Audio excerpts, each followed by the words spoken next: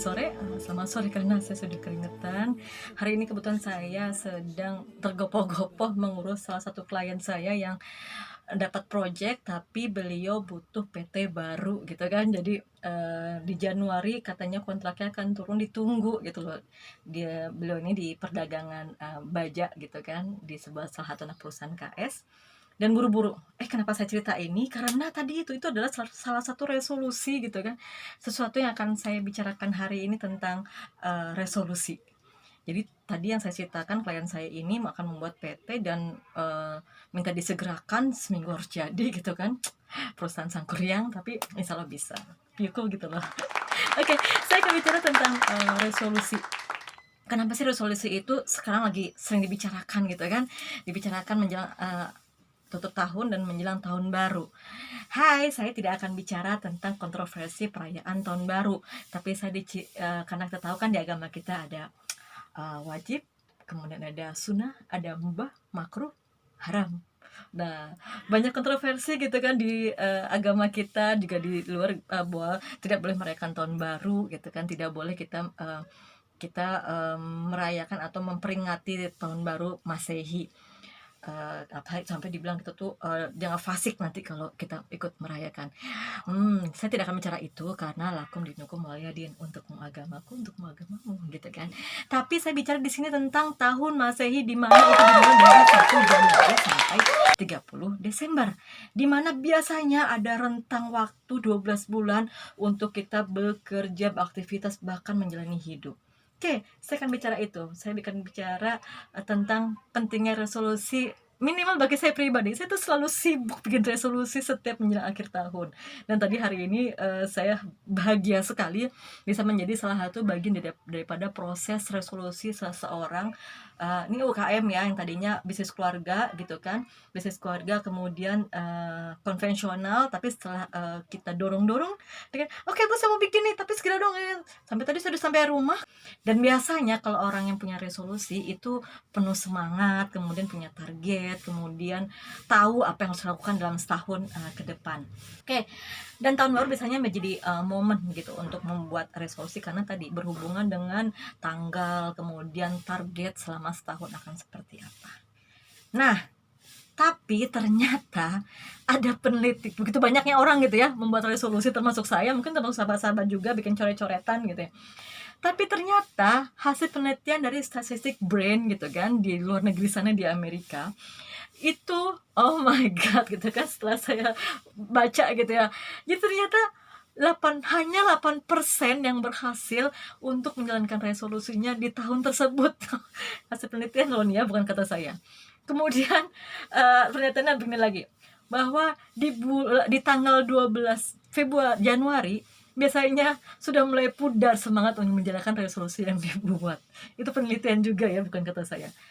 Dan kemudian lagi pertengahan Februari biasanya itu sudah mulai orang malas untuk melaksanakan resolusi yang dibuatnya sendiri. Lucu ya. Nah, jadi sebenarnya membuat resolusi itu kenapa sih kok kemudian menjadi gagal? Nah, saya ada 10 hal nih gitu kan. Kenapa resolusi itu seringkali gagal dilakukan oleh kita sebagai pribadi. Karena kalau resolusi itu biasanya ada dua, resolusi kehidupan pribadi dan juga resolusi usaha. Seperti saya nih, saya juga ada membagi menjadi dua resolusi. Oke, 10 hal yang membuat kenapa resolusi itu gagal. Yang pertama, berjuang sendirian. Kita buat banyak list gitu kan, kemudian kita kan tidak hidup sendiri, kita hidup bersosialisasi, kemudian berinteraksi dengan orang lain gitu. Nah, biasanya yang gagal itu adalah kalau kita berjuang sendirian. Makanya kenapa saya senang sekali ada dalam sebuah organisasi, saya senang sekali bertemu dengan sahabat-sahabat baru yang biasanya mengenergize atau memberikan ide-ide segar bagaimana kita harus bergerak untuk menjadi lebih baik. Pertama, kegagalan adalah karena berjuang sendiri. Kedua, terlalu tinggi. Banyak orang membuat resolusi itu terlalu tinggi. Nah, kalau saya misalnya, saya membuat resolusi tahun kemarin nih, bahwa saya harus merubah gerak usaha dan aktivitas saya 80% untuk saya pindah ke profit working, 20%-nya untuk menjalankan social working seperti pendampingan UMKM dan lain sebagainya. Itu sangat masuk akal. Artinya dengan kondisi yang ada, saya mencoba untuk membalikan bahwa sekarang sudah saatnya nih saya berprofit oriented, berlaba gitu kan. Nah itu jadi tidak harus membuat terlalu tinggi, bahwa 100% saya harus berubah gitu, seperti itu. Jadi kita terlalu tinggi dalam membuat resolusi biasanya, sehingga akhirnya menjadi gagal kita melaksanakan gitu.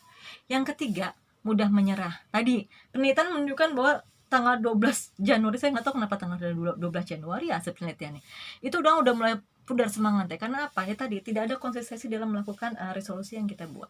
Itu yang ketiga. Kemudian yang keempat adalah tidak punya manajemen waktu.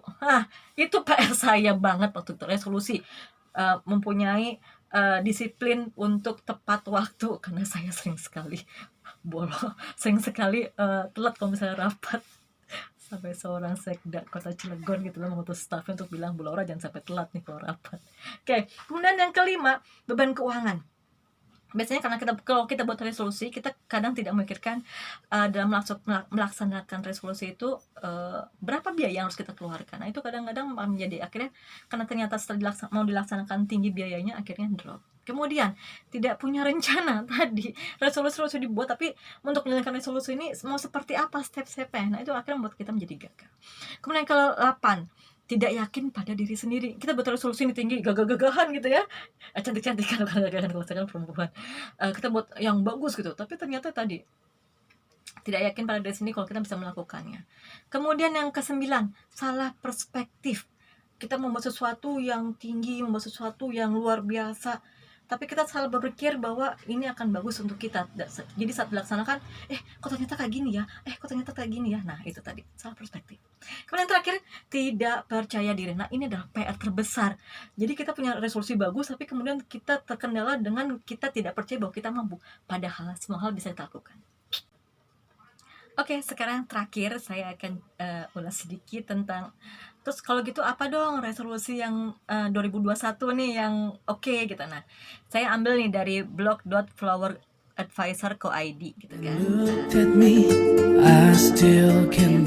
Contoh resolusi 2021 yang wajib kamu miliki. Oke, kita lihat.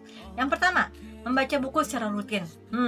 Makanya kenapa saya koleksi buku nih, karena seringkali kalau misalnya saya lagi bete, saya baca buku, atau misalnya saya ingin mengenergis diri saya baca buku. Misalnya tuh, ini saya ada tadi pagi saya mengulas sedikit, tapi belum saya update. Saya mengulas tentang buku Jack Ma gitu kan, karena saya suka sekali dengan si Pak Jack Ma ini gitu ya, pemilik Alibaba.com.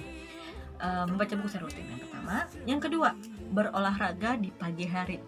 Jadi kalau sering olahraga tangan, mungkin bisa dipakai untuk resolusi selanjutnya, bahwa olahraga di pagi hari gitu kan, exercise itu juga bagus juga untuk kesehatan kita, untuk resolusi di 2021. Yang ketiga, mengelola anggaran lebih baik.